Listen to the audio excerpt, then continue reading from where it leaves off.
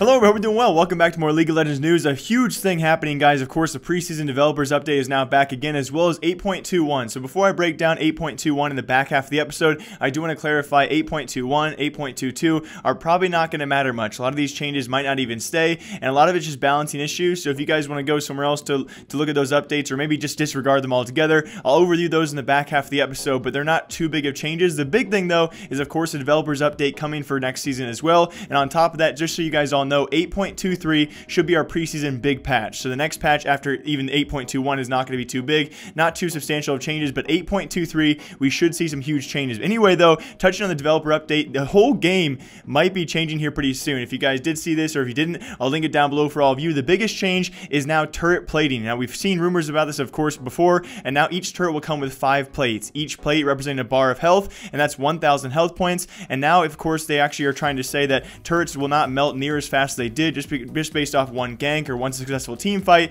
and this is actually going to slow the game down a bit early on, but also end the game a bit faster later on. We'll talk about minion buffs in a second here as well, but now with each plate you actually, of course, degrade or take off of a turret. The turret does actually gain bulwark, which is going to be 20 seconds of buffed armor as well as magic resist, depending upon how many enemies are nearby. So if you win a team fight, and let's say you take a plate or 2 off of a turret, and you have 4 or 5 of you guys trying to take down the turret itself, it's going to get increased buffs for that next 20 seconds, which technically early game to mid game will make the turrets even tougher to take down. And on top of that, though, we do see easier pathing for runes out there. Finally, an update where setting, of course, a certain rune does not depict the exact path you do take. So that's just going to be more, pretty much just some generalized, less restrictions on rune pathing, which is going to be great to see. Another thing that's going to be amazing to see, probably I would say besides the turret plating, going to be one of the bigger part of this update is actually an update to bounties, which is about time. This is actually some great news to hear. The max bounty is now 1,000 gold. That's 700 max for the bounty, plus of course 300 gold for the kill, and anything over that will actually roll over to your next kill. So very cool to see. But the most important part of the bounty update is now if you are on the losing team,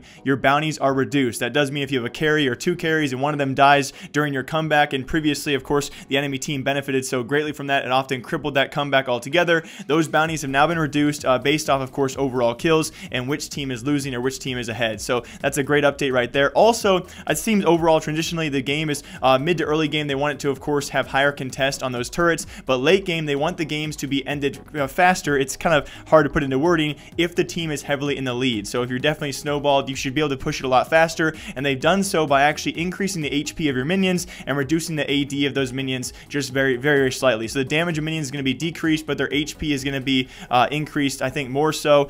So late game come time around when you actually have a giant lead, you should be able to end the game more considerably without having the Baron buff or without having Elder buff as well. You shouldn't need those with your minions as they get stronger health wise, although a little bit less damage. But also very lastly, before we get into some, I guess a few minor updates as well, we do actually have some big updates, and that's going to be the respawn timers for Drakes as well as Elder Drake, and alongside that Baron, which does mean more of all 3 of those. I think a great update. Those timers are now reduced considerably, at least by 1 minute for each and every one of them, or by 2 minutes. So that's going to be crazy to see some more crazy gameplay, and especially when it comes to late game games, the game should be ending earlier. No more hour-long plus games. At least that seems what they're trying to actually attune to. But as I said previously, guys, patch 8.21 probably been broken down by many YouTubers out there. I'll give you guys my feedback on this. A very quick summary. There's not really too many things that are great so far. We'll break them down on screen for all of you. I think the biggest one I saw was actually Ashe. Besides that, a lot of these can be reverted. A lot of these could be increased in the future. Nothing was really too extreme. So let's hop into the first one, guys. Of course, speaking of Ashe, I'm going to go a bit out of order here, guys. Ashe did see, I would say, a pretty considerable buff, and definitely one that was necessarily needed as well, as her passive slow increased to 30% at max rank. Previously, it was actually 15% at max rank, and really, you can never notice when you were passiving if anyone was even slowing down. On top of that, the biggest one I liked the most was actually her hawk shot finally pings the enemies, which it spots across the map. So again, if you're across the map or not even in the same lane as Ashe, you're not going to look where her hawk shot goes,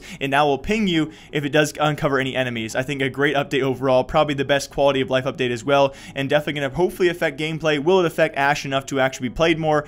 Most likely not. On top of that, though, Alistar seeing more changes, a lot like other tanks out there. A slight reduction in HP I don't think is going to be very considerable, and I'm going to say that plenty of times throughout these updates. A lot of non-considerable updates, although it won't really affect too many of Alistar's matchups, so that's why it's probably inconsiderate. Unlike Aurelion Sol, if you guys did see, his base HP also lowered by 52, so a bit more than Alistar, and alongside that, HP regen increased very slightly, just by 0.1. So it really depends, of course, how well you do play Sol yourself. If you, of course, in the laning phase, still probably going to be pretty dominant. If you can avoid close encounters and hard counters by any of those matchups and actually keep those enemies, of course, off you, if you can avoid those close-up interactions, it's probably not going to affect too much. But any reduction there in health, of course, if you can, of course, counter that pick of Soul, is going to benefit you slightly. I just don't think it's going to be very much throughout the laning phase. I still think going to be a pretty dominant pick here as well. And then we have Ezreal. I personally think Ezreal is already strong enough, but actually increased W damage by 20 by rank 5W. So obviously going to be a late game, pretty big buff here. I do think definitely going to help the win rates, and certainly nice to see. Now it comes to the joke of the buffs, I think, that we've seen so far in the comment threads. Aurelia, move speed reduction of an entire whopping 5. Now, I think it's in the right direction. I think she definitely needs the move speed nerf, definitely one of her issues, but again, really not considerable. Alongside that, Ivern saw a considerable one, but this time actually a buff in the right direction. His move speed increased by 5 as Aurelia was decreased by 5, and is also probably one of the more notable ones. His W damage increased by 10 at each rank, and E shield also increased by 5. So maybe trying to increase his play rates a little bit. I don't think it's going to be too effective besides maybe the W, and again, in most matchups, I don't think it's going to be very considerable. Kai'Sa, though, saw a much needed nerf as well. First in proc damage, AP scaling reduced from 3.75% to now just 2.5%. I still think Kai'Sa is very strong, especially when you look at the Chinese win rates, but in North America as well as other regions, it's not too strong of a pick, but I think we all know that how dominant she can really get. On top of that, her ult shield duration is now just 2 seconds instead of 3, so this won't necessarily affect her AD builds, but late game will technically be worse, and her win rates aren't impressively high, like I said, besides in regions like China, but definitely still going to be a strong pick. I think, like I said before, with some of these nerfs and buffs, in the right direction with people like Aurelia, but it's just not a strong move in any direction, and it's kind of expected for a patch, that's a couple away from preseason patch. Then we saw Karma root duration increased early to mid game, so rank 3 root, which was previously rank 3, is now going to be rank 1, so that's a pretty big update, I would say. I don't think it's going to affect. I think Karma damage is still pretty solid, but definitely not very solid of a champ when it comes to win rates.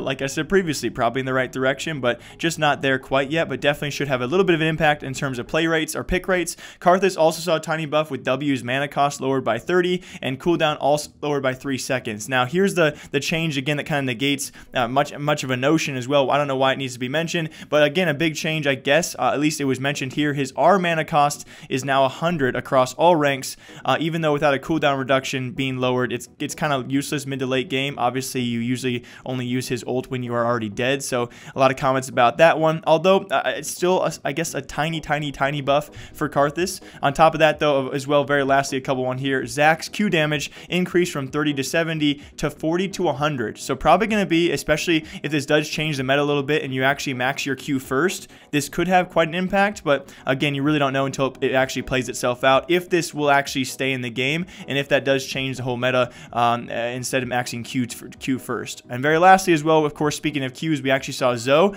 Zoe saw Q damage increase from 50 to 150 to 50 to 170 at max rank. So maybe late game, a tiny buff there. And her E cooldown was also lowered from 16 to 12, to 16 to 12 from 16 to 14. So I still think she's a little weak to play. I think there's probably controversial, I guess, two sides to this. Some people think she's too weak. Some people think she's still pretty decent or healthy. I think probably the former of that, probably still a little bit too weak. But like I've said previously with a lot of these updates, it seems to be balances in the right direction for building some healthy champs out there. And we'll see how it affects, of course, 8.22 and, of course, 8.23. But as always, my name is Jake. I hope you guys all enjoy. I'll see you back here Monday because, of course, this weekend the semifinals do go on. And I'm 2 for 4 in playoffs so far. You guys might not be very happy with me. I think Cloud9 has a dream run now. After what they did to Afrika, they have a very good matchup with Fnatic, but we're going to see what happens. And I've got to be a European believer as well for G2, but again, we got to wait to see what happens. IG looked very dominant as well against KT, so all I got to say is anything can happen. Hope you guys all enjoy. My name is Jake. I'll see you back here Monday. I'll see you then.